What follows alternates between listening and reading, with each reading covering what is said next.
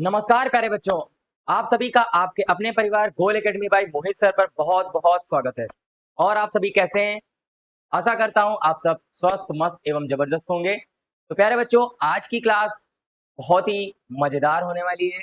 हम सभी लोगों ने इसकी पिछली क्लास जो हिंदी पद्य साहित्य की थी, उसमें हम सभी लोगों ने क्या द्विवेदी युग तक पढ़ लिया था। उसके बाद छायावाद और छायावादोत्तर युग बचा था। उसके अंतर्गत प्रगतिवाद एवं प्रयोगवाद, नई कविता, ये आपके टॉपिक बचे हुए थे, जो कि हम आज क्लास में आपके लिए लेकर के आ चुके हैं। और उसको बहुत ही बेहतरीन तरीके से पढ़ेंगे। उसकी कुछ ट्रिक्स जो होंगी वो हम आपको बता देंगे, कैसे क्या याद करना है, क्या नहीं करना है। तो उन सब चीजों को सीखने के लिए तैयार हो जाइए और वीडियो को फटाफट सभी बच्चों के पास शेयर कर दीजिए, अपने दोस्तों के पास शेयर कर दीजिए।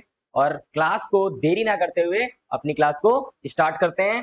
तो देखते हैं, आज की क्लास का हमारा लेक्चर 2 है। लेक्चर 1 में हमने पिछले टॉपिक पढ़ लिए हैं, आगे के टॉपिक लेक्चर 2 में पढ़ते हैं। तो देखते हैं क्या है इसमें। हमने आधुनिक काल के अंतर्गत ये भारतीय युग और द्विवेदी युग, ये दो चीजें हम लोगों ने पढ़ ली थी। आज की क्लास में हम पढ़ेंगे छायावाद और छायावादोत्तर। ये दो टॉपिक हमको आज पढ़ने हैं, ठीक है। और इनको बहुत ही सरल तरीके से बहुत ही कम समय में कंप्लीट करना है। आगे देखते हैं। तो देखते हैं भैया, छायावाद युग क्या है भाई?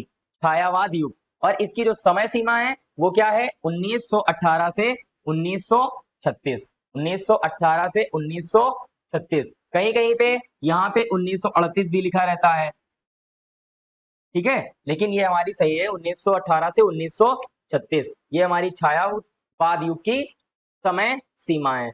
अब इसमें हम लोग देखते हैं इसके आगे क्या है। तो सबसे पहले हम इसका देखते हैं परिचय। कोई भी चीज जब हम लोग स्टार्ट करते हैं तो उसका इंट्रोडक्शन हमें जानना बहुत जरूरी होता है। तो देखते हैं छायावाद युग क्या है। वैसे जब हमने आप लोगों को पढ़ाया था गद्य साहित्य का इतिहास, तो हिंदी गद्य साहित्य के इतिहास में वहां पे शुक्ल युग और शुक्लोत्तर युग आप लोगों ने पढ़ा था। वहां पे लेखक के बारे में पढ़ा था। आज हम लोगों को यहाँ पे कवियों के बारे में देखना है, ठीक है। वही है छायावाद और वही छायावादोत्तर, शुक्ल युग और शुक्लोत्तर युग जिसको बोलते हैं, ठीक है। तो देखते हैं, लिखा है हिंदी पद्य साहित्य के इतिहास में छायावाद आधुनिक काल का स्वर्णिम युग है। क्या है भाई? आधुनिक काल का स्वर्णिम युग है। क्या है? स्वर्णिम युग है। यह हिंदी काव्य का अत्यंत महत्वपूर्ण और लोकप्रिय युग है। इस युग में कविता ने नई चेतना, संवेदना और नवीन अभिव्यक्ति प्राप्त की। यानी कि इसमें क्या हुआ?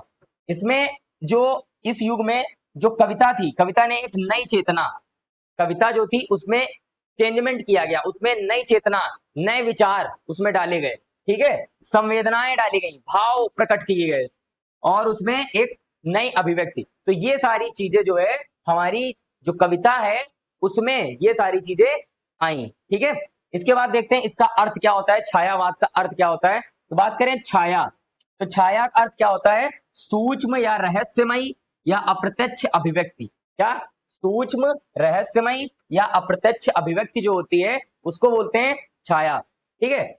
और अतः जिस काव्य में भावों की प्रत्यक्ष अपेक्षा सांकेतिक एवं लाक्षणिक अभिव्यक्ति हो उसे छायावादी काव्य कहते हैं। छायावादी काव्य किसे कहते हैं? अगर पूछा जाए भैया छायावादी काव्य क्या है, किसे कहते हैं, तो आप क्या बताओगे कि भावों की प्रत्यक्ष अपेक्षा सांकेतिक एवं लाक्षणिक अभिव्यक्ति को हम लोग क्या बोलते हैं? छायावादी काव्य बोलते हैं। क्या बोलते हैं? छायावादी काव्य। और इसमें जो हमारे डॉक्टर नागेंद्र जी हैं, उन्होंने क्या कहा है इसको? उन्होंने इसे कहा है स्थूल के प्रति सूक्ष्म विद्रोह। क्या कहा है? स्थूल के प्रति सूक्ष्म विद्रोह कहा है। इसीलिए कहा है क्योंकि इसमें देखो ना, छाया का अर्थ क्या होता है? सूक्ष्म। सूक्ष्म मतलब छोटा, सूक्ष्म, ठीक है। तो इसी वजह से डॉक्टर नागेंद्र जी ने इसको क्या बोला है? स्थूल के प्रति सूक्ष्म का विद्रोह, ठीक है। तो ये हमारा हो गया परिचय और अर्थ। इसके बाद आगे देखते हैं क्या है। अगर हम बात करें भाई इसके आगे की, तो यहाँ पे ये नोट है, इसको अच्छे समझना है। जो डॉक्टर नागेंद्र जी हैं, इन्होंने इसे क्या कहा है? स्थूल के प्रति सूक्ष्म का विद्रोह, जो पीछे लिखा था वही है। इसके बाद इस युग को शुक्ल युग भी कहा जाता है, ये भी आप लोग जानते हो, कुछ नया तो नहीं है ये क्या है? वही पुराना नाम है। कि छायावाद उत्तर युग को हम लोग क्या बोलते थे, शुक्ल युग, वही इसमें लिखा है। ये नया पॉइंट इसमें क्या है कि जो छायावाद शब्द है, जो छायावाद है, देखो अब ये छायावाद बना है तो छायावाद को किसी ने प्रयोग किया होगा ना। छायावाद अगर शब्द है, छायावाद युग है, तो छायावाद को किसी ने प्रयोग किया होगा। तो जिन्होंने प्रयोग किया था वो कौन थे, वो थे भैया श्री मुकुटधर पांडे। कौन थे, श्री मुकुटधर पांडे, ठीक है, जिन्होंने भैया मुकुट धारण करके क्या किया, छायावाद युग शब्द का प्रयोग किया, ठीक है। और इन्होंने सन 1920 में प्रकाशित शारदा नामक इनकी पत्रिका थी। जो मुकुटधर पांडे जी जो थे, उनकी एक अपनी पत्रिका थी जिसका नाम था शारदा, ठीक है। अब इसको याद करने का एक तरीका भी बहुत अच्छा है। अगर इसको आप याद करना चाहो कि मुकुटधर पांडे जी की कौन सी पत्रिका है, तो देखो इन जो इनका नाम है, तो इनके नाम में अगर हम बात करें तो इनका नाम क्या है, मुकुटधर। क्या नाम है, मुकुटधर। और मुकुटधर, अब मुकुट कहाँ पे धरा जाता है, मुकुट कहाँ पे रखा जाता है, सर पे रखा जाता है। कहाँ पे रखा जाता है, सर पे ही तो रखा जाता है मुकुट को। तो मुकुट को सर पे धारण किया जाता है, सर मतलब शारदा, ठीक है, सर से शारदा, इतना तो याद हो जाएगा ना। तो क्या है, मुकुटधर पांडे जी ने अपनी पत्रिका शारदा नामक जो पत्रिका थी उसमें छायावाद शब्द का उन्होंने प्रयोग किया था। ठीक, समझ में आया। आगे देखते हैं। अब आगे हम बात करते हैं भैया जो छायावाद है, तो छायावाद युग के कुछ प्रवर्तक रहे हैं, उनके कुछ प्रसिद्ध कवि, मुख्य कवि रहे हैं, वो कौन कौन से हैं, तो हमारे जयशंकर प्रसाद जी हैं, सूर्यकांत त्रिपाठी निराला जी हैं, सुमित्रानंदन पंत जी हैं, और महादेवी वर्मा। कौन है, महादेवी वर्मा। तो ये हमारे कौन है भाई, कवि चार हैं, जयशंकर प्रसाद, सूर्यकांत त्रिपाठी निराला, सुमित्रानंदन पंत और महादेवी वर्मा। ठीक है, अब हम लोग इनके बारे में एक एक करके जानेंगे भैया, इनकी कवि, इनके कृतियां, उनके बारे में जानेंगे, ठीक है। और इन्हें कौन कौन से पुरस्कार मिले, कौन से नहीं मिले, क्या हुआ क्या नहीं हुआ, वो सारी चीजें आगे देखते हैं क्या है। अब हम बात करते हैं भाई सबसे पहले छायावाद युग के प्रमुख कवियों में जयशंकर प्रसाद की। अब ये जो जयशंकर प्रसाद जी हैं, इनका जन्म जो है वो 1889 में हुआ था और मृत्यु जो है 1937 में हुई थी, यानी कि इनका जो कार्यकाल था 1889 से 1937 तक रहा। कब तक, 1889 से 1937 तक, ठीक है। ये जो है ये छायावाद के प्रमुख प्रवर्तक रहे हैं, उन्नायक, प्रतिनिधि कवि होने के साथ साथ ये अच्छे नाटककार और एक बहुत ही अच्छे कहानीकार भी रहे हैं, ठीक है। अब इनकी प्रमुख रचनाएं कौन कौन सी हैं वो हम लोग देखते हैं, इनकी प्रमुख रचनाएं कौन कौन सी हैं।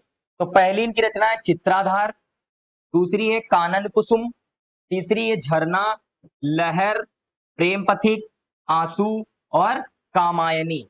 ये हम इनकी जयशंकर प्रसाद जी की कृतियां हैं, ठीक है। अब इन कृतियों को, इनकी रचनाओं को याद करने की एक बहुत ही बेहतरीन ट्रिक क्या है, बहुत ही एक बेहतरीन ट्रिक है जिससे आप लोग इनकी कृतियों को बहुत ही सरल तरीके से हमेशा के लिए याद रख सकते हो। वो कौन सी हैं देखते हैं। तो इसमें इसकी ट्रिक है चाची का प्रेम झलका। क्या है, चाची का प्रेम झलका। और जब प्रेम झलकता है तो क्या निकलते हैं, आंसू निकलते हैं। क्या निकलते हैं, जब प्रेम झलकता है, प्रेम जब दिखता है तो सबसे पहले आंसू ही निकलते हैं, ठीक है। तो अब यहाँ पे इस वाले चा का कोई अर्थ नहीं है, ये जो रेड से है ना, इसका मतलब है इसका कोई अर्थ नहीं, ये साइलेंट है। आगे वाले की बात करें भैया, इस वाले ची का मतलब चित्राधार। क्या होता है, चित्राधार। का मतलब होता है कानन कुसुम। क्या होता है, कानन कुसुम। फिर इसके बाद बात करें भैया प्रेम की, तो प्रेम से प्रेम पथिक। क्या होता है, प्रेम पथिक। झा की बात करें तो झा से होता है झरना। क्या है, झरना। ला से बात करें तो ला से लहर। क्या है, लहर। और जयशंकर प्रसाद की अंतिम और सबसे फेमस इनकी रचना कामायनी। का से कामायनी, और आंसू से आंसू तो है ही, ठीक है, समझ में आया। तो क्या याद रखोगे, चाची का प्रेम झलका, फिर आंसू आए, ठीक है। ये हो गई जयशंकर प्रसाद जी की रचनाओं की याद करने की ट्रिक, जो कि बहुत ही बेहतरीन है और आप लोग इसको अच्छे से पढ़ेंगे तो बहुत ही जल्दी और कम समय में आपको याद हो जाएगा। ठीक है, इसके आगे देखते हैं क्या है। अब इसके आगे बात करते हैं भाई। तो छायावाद के ये जो प्रमुख कवि हमारे जयशंकर प्रसाद जी हैं, इनकी जो कामायनी रचना है, कौन सी कामायनी जो रचना है, ये इनकी अंतिम रचना है। कैसी है? अंतिम, जिसमें शैव दर्शन का मतलब होता है भैया यहाँ पे शिव जी के दर्शन से, शिव के दर्शन से इसका संबंध है। ठीक है, शिव जी को जानते हो ना, शिव के दर्शन। तो उनकी जो शैव दर्शन की जो मान्यताओं के आधार पर मनुष्य के मनोजगत को समझने का प्रयास किया गया है। क्या किया गया है भैया? जो ये जो कामायनी है, प्रसाद जी की कामायनी जो रचना है, उस कामायनी रचना में शैव दर्शन की मान्यताओं के आधार पर जो मनुष्य है उसके मनोजगत, मनोजगत मतलब मन के जगने का मतलब मनोजगत को समझने का प्रयास किया गया है। उनके मन को समझा गया है, मनुष्य के मन को समझा गया है। ठीक है, आधुनिक हिंदी की श्रेष्ठतम काव्य कृति मानी जाने वाली कामायनी पर, ये जो कामायनी रचना है, कौन सी कामायनी, प्रसाद जी की ये जो कामायनी रचना है, इसमें इन्हें हिंदी साहित्य सम्मेलन के द्वारा पुरस्कार मिला। कौन सा? मंगला प्रसाद पारितोषिक पुरस्कार, मंगला प्रसाद पारितोषिक पुरस्कार ये मिला। और ये पुरस्कार तुम्हारा 1922, कब? 1922 में बाबू गोकुल चंद द्वारा, उनके बड़े भैया थे मंगला प्रसाद, उनकी स्मृति में, उनकी याद में जो है ये दिया जाता है हिंदी साहित्य के क्षेत्र में। और भी पुरस्कार दिए जाते हैं, अभी आएंगे तो बताते हैं, ज्ञानपीठ पुरस्कार जैसे, ठीक है, वो भी साहित्य के क्षेत्र में दिया जाता है। मंगला प्रसाद पारितोषिक पुरस्कार ये भी आपके साहित्य के क्षेत्र में दिया जाता है। ठीक है, तो ये हो गया। तो कामायनी जो रचना है, अगर पूछा जाए भैया कामायनी, प्रसाद जी की कामायनी जो रचना है उसके आधार पर, यानी कि कामायनी रचना पर प्रसाद जी को कौन सा पुरस्कार मिला, तो क्या बताओगे? मंगला प्रसाद पारितोषिक पुरस्कार। अब इस पुरस्कार की शुरुआत कब हुई? तो 1922 में हुई थी, 1922 में। ठीक है, आगे देखते हैं। इसके आगे क्या है? इसके आगे भैया दूसरे कवि आ गए हमारे, सूर्यकांत त्रिपाठी निराला। कौन आ गए भाई? सूर्यकांत त्रिपाठी निराला। इनका जो समय सीमा है वो 1896 से 1961, क्या है? 1896 से 1961। कहीं कहीं पे ये भी लिखा रहता है 1897 से 1962, ये एक वर्ष का अंतर आ जाता है। ठीक है, तो आप लोगों को कंफ्यूज नहीं होना है, ये आपकी बुक में दिया गया है, बहुत ही अच्छे से समझना है। ठीक है, अब यहाँ पे इनकी प्रमुख रचनाएं, अब इनकी प्रमुख रचनाएं कौन कौन सी हैं वो देखते हैं। तो जैसे इनकी रचना है अनामिका, क्या है? अनामिका। दूसरी तुलसीदास, अनामिका, तुलसीदास, जूही की कली, परिमल, कुकुरमुत्ता, राम की शक्ति पूजा, गीतिका, नैपत्य और भिक्षुक। ये है सूर्यकांत त्रिपाठी निराला जी की कृतियां। कौन कौन सी हैं? अनामिका, तुलसीदास, जूही की कली, परिमल, कुकुरमुत्ता, राम की शक्ति पूजा, गीतिका, नैपत्य और भिक्षुक। ठीक है, ये हो गई इनकी कृतियां जिनको हमें समझना है। अब आगे बात करते हैं। अब अगर हम इसके आगे बात करें तो हमारे आते हैं भैया सुमित्रानंदन पंत जी, इनकी प्रमुख रचनाएं। सुमित्रानंदन पंत जी, इनका कार्यकाल कब से, इनका कब तक भैया रहा जीवन यापन? तो ये 1900 से 1977 तक, यानी कि टोटल इनका कितना वर्ष? 77 वर्ष। ठीक है, 1900 में जन्म हुआ, 1977 तक ये रहे। ठीक है, इनकी कौन कौन सी रचनाएं हैं? तो इनकी रचनाएं उच्छ्वास। कौन सी रचनाएं? उच्छ्वास। दूसरी है पल्लव, इसके बाद वीणा, युगांत, युगवाणी, गुंजन, युगांत, युगवाणी, गुंजन, ग्रंथि और ग्राम्या। कौन कौन सी? उच्छ्वास, पल्लव, वीणा, युगांत, युगवाणी, गुंजन, ग्रंथि और ग्राम्या, ये इनकी रचनाएं हैं। और इसमें से अगर इंपॉर्टेंट देखा जाए तो ये वाली इंपॉर्टेंट है, और आपसे ये युगांत और युगवाणी भी पूछ लिया जाता है। ठीक है, सबसे ज्यादा पूछा जाता है ये ग्राम्या। ठीक है, देखते हैं इसके आगे क्या है। आगे की बात करते भाई, तो जो सुमित्रानंदन पंत जी हैं, सुमित्रानंदन पंत जी अपने काव्य संकलन में प्रकृति के मनोरम रूपों का मधुर एवं सरस चित्रण किया है। सुमित्रानंदन पंत जी ने क्या किया है, इनके जो काव्य संकलन है, इनकी जो काव्य कृतियां हैं, उसमें इन्होंने प्रकृति के मनोरम रूपों का, प्रकृति के नेचर के मनोरम रूपों का क्या किया है भाई, उसमें सरस एवं मधुर चित्रण किया है, बहुत ही अच्छे से उसका प्रयोग किया है। इसी कारण भैया इन्होंने मनोरम वर्णन किया है, इसी कारण इन्हें क्या बोला जाता है, प्रकृति का सुकुमार कवि कहा जाता है। ये आपके एमसीक्यू के लिए बहुत ही इंपॉर्टेंट है, बहुविकल्पी प्रश्न के लिए। उसमें ये क्वेश्चन आएगा कि भैया प्रकृति का सुकुमार कवि के नाम से किन्हें जाना जाता है, कौन से लेखक, कौन से कवि हैं जिन्हें प्रकृति के सुकुमार कवि के रूप में जाना जाता है। तो उसमें आपके 4 ऑप्शन दे दिए जाएंगे, जिसमें आपको करेक्ट आंसर, सही वाला ऑप्शन चूज करना है। वो कौन होंगे, सुमित्रानंदन पंत जी। कौन होंगे, सुमित्रानंदन पंत जी। ठीक है, इनके नाम में भी देखो सुमित्रानंदन है, और ये है भी कैसे, सुकुमार है। कैसे हैं, सुकुमार। ठीक है, समझ आया। अब भैया इन्हें कौन कौन से पुरस्कार मिले, देखो पुरस्कार कौन कौन से मिले। तो सबसे पहला पुरस्कार मिला ज्ञानपीठ पुरस्कार। कब मिला, 1968 में। 1968 में सूर्यकांत जी को, सॉरी सुमित्रानंदन पंत जी को, सुमित्रानंदन पंत जी को ज्ञानपीठ पुरस्कार मिला। और ये किस रचना पे मिला था, चिदंबरा। किस पे मिला था, चिदंबरा पे। ठीक है, इसके बाद साहित्य अकादमी पुरस्कार 1960 में मिला, और ये किसके लिए मिला, कला और बूढ़ा चांद। ये इनकी रचनाएं बहुत इंपॉर्टेंट है भाई। क्यों इंपॉर्टेंट है, क्योंकि इन रचनाओं के लिए इन्हें पुरस्कार प्रदान किए गए। तो ये रचनाएं बहुत इंपॉर्टेंट है, इनको तो बिल्कुल एकदम माइंड में फीड कर लेना। ठीक है, कौन कौन सी, चिदंबरा और कला और बूढ़ा चांद। इसके बाद इन्हें पद्म भूषण से भी सम्मानित किया गया। कब किया गया, 1961 में। और भैया ये किस लिए दिया गया, ये दिया गया साहित्य में योगदान के लिए। क्यों, क्योंकि भैया हिंदी साहित्य में इन्होंने कला एवं बूढ़ा चांद, चिदंबरा, ठीक है, ऐसे करके बहुत सारी इन्होंने रचनाएं करी। इन्होंने साहित्य में अपनी गहन छाप छोड़ी। ठीक है, इसीलिए इन्हें हिंदी साहित्य में योगदान के लिए इन्हें पुरस्कार दिया गया, और वो है पद्म भूषण से इन्हें सम्मानित किया गया। ठीक है, समझ में आया। इसमें आपको दिक्कत मुझे नहीं लगता कि होगी। ठीक है, यहां तक समझ में आ गया होगा सभी को। अब आगे देखते हैं।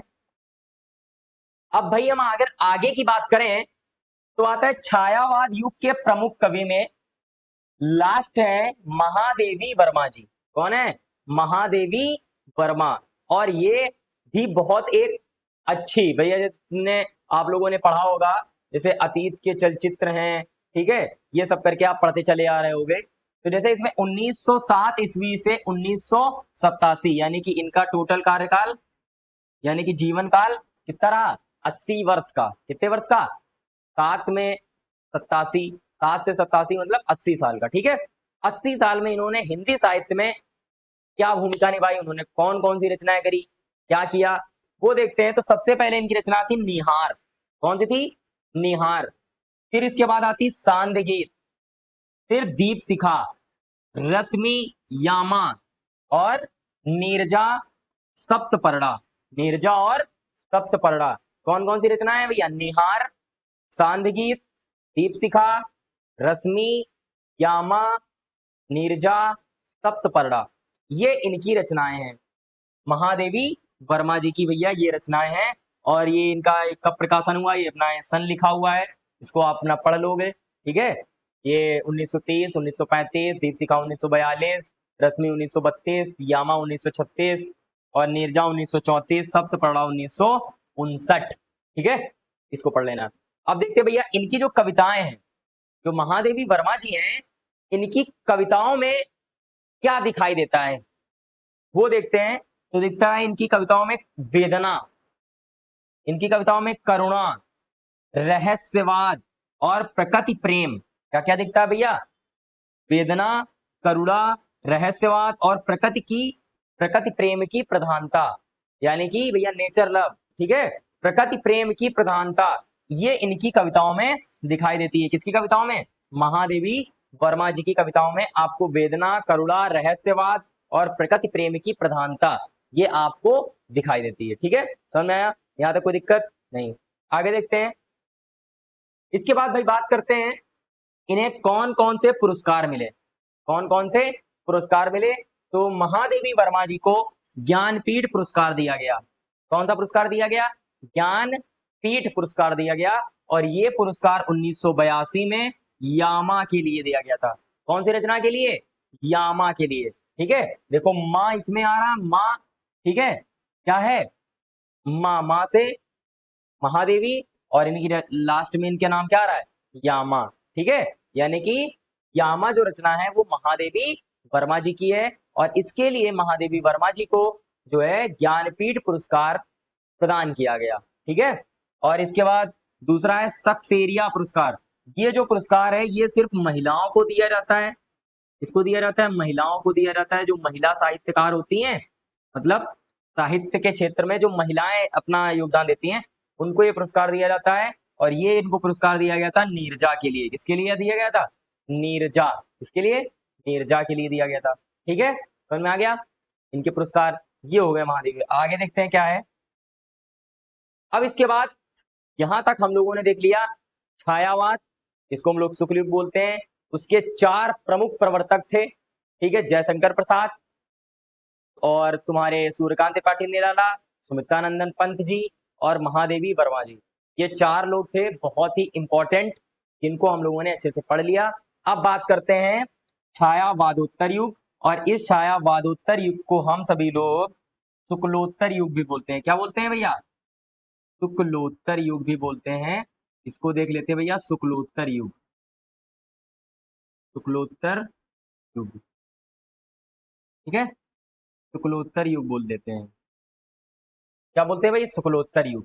तो अब बात करते हैं भैया इसकी समय सीमा कब से कब तक रही? तो 1936 से 1960 तक रही। 1936 से 1960। ठीक है, कहीं कहीं पे आपको यहाँ पे 1953 भी लास्ट में देखने को मिलेगा। 1953। ठीक है, कहीं पे ये भी लिखा रहेगा 1947 भी। ठीक है, तो ये क्या है कि अपने जो अलग अलग राइटर हैं, अलग अलग इतिहासवेत्ता जो थे भैया, उनका जो समझ में आया उन्होंने अपना डेट डाली। ठीक है, तो ये यहाँ पे ये वाली सही है जो हमको याद रखनी है, 1936 से 1960 तक ये रहा। अब ये जो छायावाद उत्तर युग था, इसमें 2 युग तुम्हारे रहे। एक तो रहा प्रगतिवाद, और दूसरा रहा प्रयोगवाद। क्या रहा? प्रयोगवाद। तो ये प्रगतिवाद और प्रयोगवाद। अब इसमें देखते हैं क्या है। तो सबसे पहले बात करते हैं छायावाद उत्तर युग का परिचय देखते हैं। तो हिंदी पद्य साहित्य के इतिहास में छायावादोत्तर युग लगभग 1936 से 1960 का जो समय था वो एक अत्यंत महत्वपूर्ण मोड़ है। यानी कि जो छायावादोत्तर युग का ये जो समय था 1936 से 1960 का, ये एक अत्यंत महत्वपूर्ण मोड़ है जो छायावाद को कल्पनाशीलता से, यानी कि छायावाद जो था उसको कल्पनाशीलता से आगे बढ़ा करके समाजवाद, चेतना, राष्ट्रीय चेतना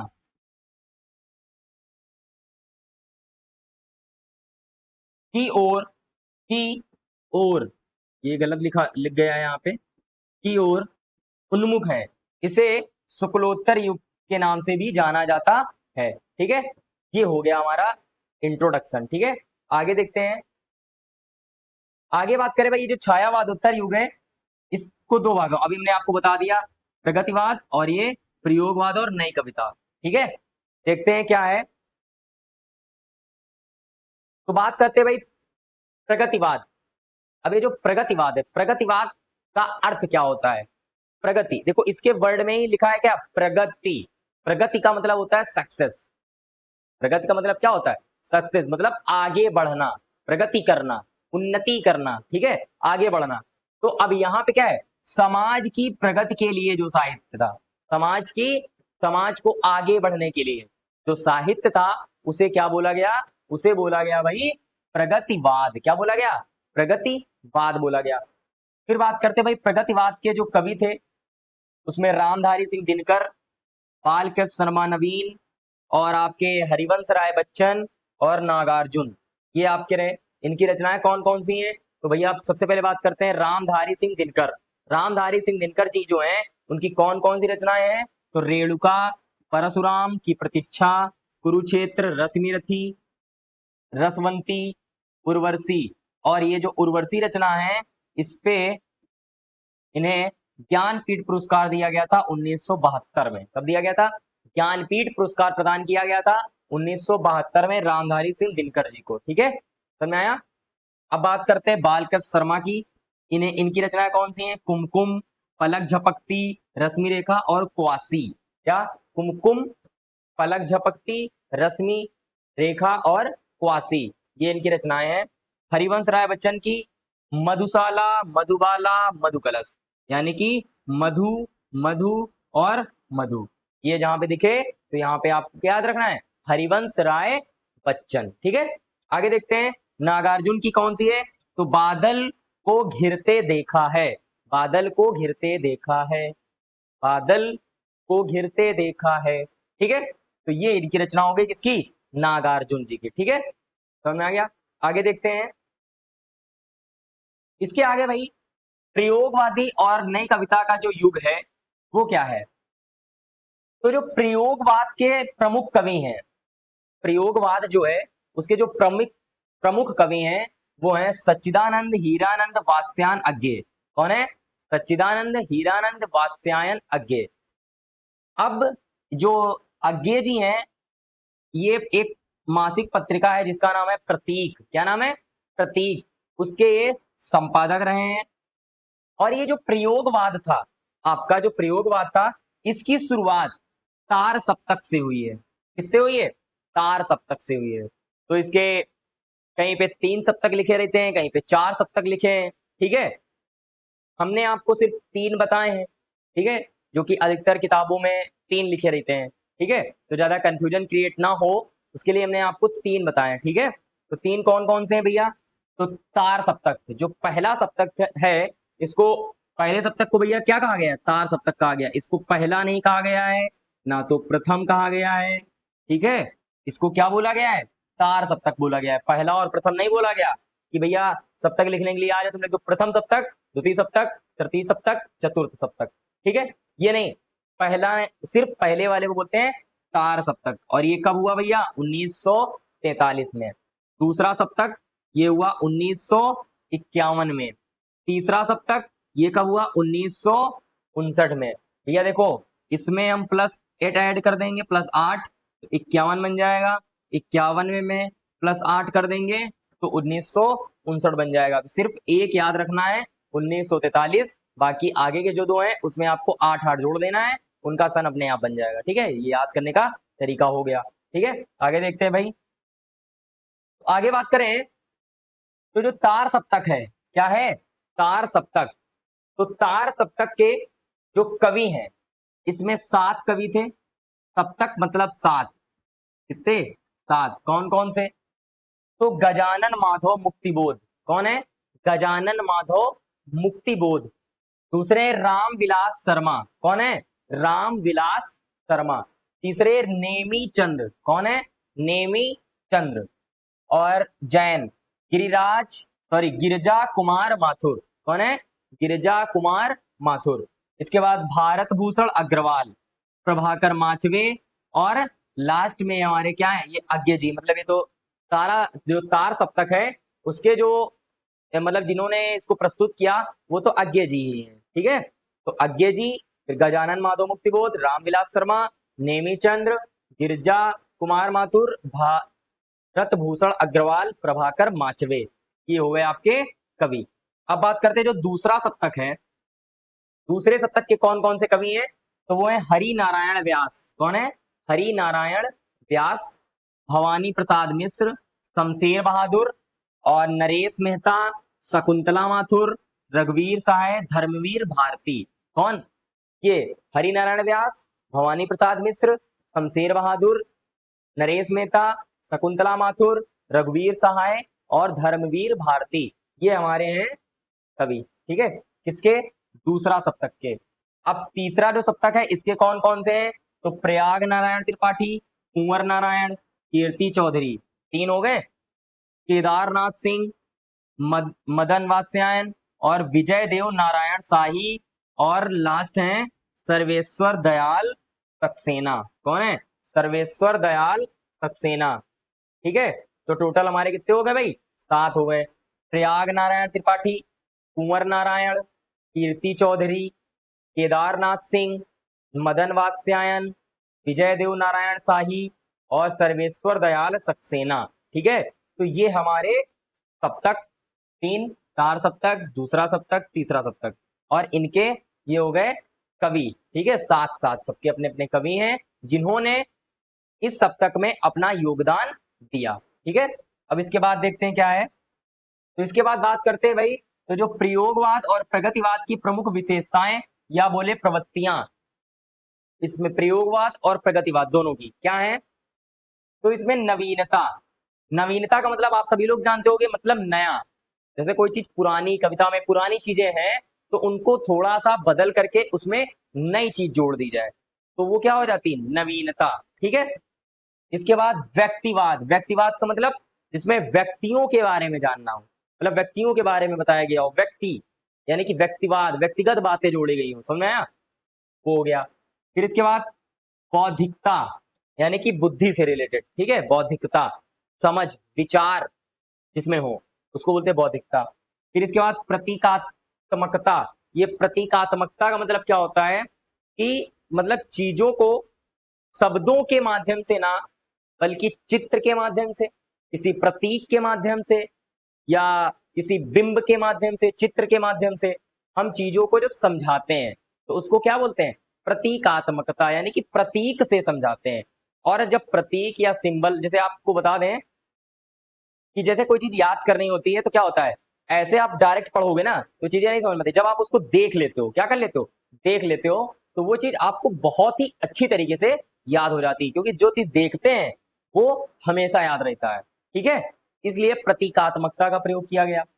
इसके बाद शोषण के विरुद्ध जो भी चीजें थी, और सरल एवं जनभाषा, इसमें सरल एवं जनभाषा का प्रयोग किया गया। जनभाषा का मतलब लोगों की जो भाषा थी उसका प्रयोग किया गया, जो सरल एवं सुबोध भाषा रही उसका प्रयोग किया गया कविता में। ठीक है, और ये जो क्लास थी यहीं तक थी, और आज की क्लास यहीं पे समाप्त होती है। और आपका हिंदी गद्य साहित्य का इतिहास और हिंदी पद्य साहित्य का इतिहास दोनों ही आपके पूरी तरीके से कंप्लीट हो चुके हैं, जिनको आप सभी लोगों को पूरा अच्छी तरीके से प्रिपेयर कर लेना है, ताकि आपको क्या हो, ये सारी चीजें बहुत ही अच्छी तरीके से, क्योंकि गद्य और पद्य साहित्य का इतिहास आपको 10 नंबर देगा। कितने नंबर? 10 नंबर देगा, जिसमें आपको क्या करना है, ये सारी चीजें आपको अच्छे से समझ लेना है। ठीक है, और इसके बाद फिर जो हमारी नेक्स्ट क्लास आएगी, अब हम आप लोगों को क्या करेंगे, चैप्टर पढ़ाना स्टार्ट करेंगे। तो सबसे पहले हम आपको जो है पद्य से पढ़ाना स्टार्ट करेंगे, पद्य, फिर गद्य, फिर संस्कृत, फिर कथा साहित्य, निबंध, फिर ऐसे व्याकरण, ऐसे धीरे धीरे जो है टॉपिक अपने क्लियर करते रहेंगे, ताकि हमारे जो एग्जामिनेशन है और एग्जामिनेशन में हमारी जो मार्क्स हैं, जो हमारी तैयारी है वो भी अच्छी रहे। अभी आपके हाफ ईयरली भी एग्जाम होंगे, उस तक उसका भी सिलेबस मतलब थोड़ा बहुत कंप्लीट हो जाए, थोड़ा बहुत क्या पूरा ही हो जाए तो ज्यादा सही रहेगा, ताकि आपके हाफ ईयरली एग्जाम में भी अच्छे मार्क्स आए, और एनुअल में तो आने ही चाहिए। तो अभी से आप लोग मेहनत करना चालू कर दो, नंबर आने से कोई रोक नहीं सकता है। ठीक है, और अपने दोस्तों को भी साथ में लेते चलो और उनको ये वीडियो शेयर कर दो। और हम आप लोगों के लिए अभी तो हमने ये पढ़ा ही दिया है, समझा दिया है, कुछ चीजें होंगी जो इससे में छूट गई होंगी। ठीक है, तो वो हम आप लोगों के लिए बहुविकल्पिक क्वेश्चन, जैसे आपके एग्जाम में आते हैं ना एमसीक्यू, वैसे ही एमसीक्यू फॉर्म में आपके लिए जितने ज्यादा से ज्यादा क्वेश्चन हो सकेंगे, ठीक है, 100, 150 जितने भी ज्यादा हो सकेंगे, हम ज्यादा से ज्यादा कोशिश करेंगे कि आपके लिए क्वेश्चन लेके आए, और उन क्वेश्चन में से आपके ज्यादा से ज्यादा आपके एग्जाम में क्या हो, सेम टू सेम वही एज इट इज रखे हो। ठीक है, तो आपको परेशान बिल्कुल भी नहीं होना है, क्लास से जुड़े रहना है, मस्त तरीके से पढ़ाई करना है। ठीक है, और डरना बिल्कुल भी नहीं है। तो प्यारे बच्चों, आज क्लास यहीं तक रखते हैं। बहुत बहुत धन्यवाद आप सभी लोगों का, क्लास से जुड़े रहे, और जय हिंद।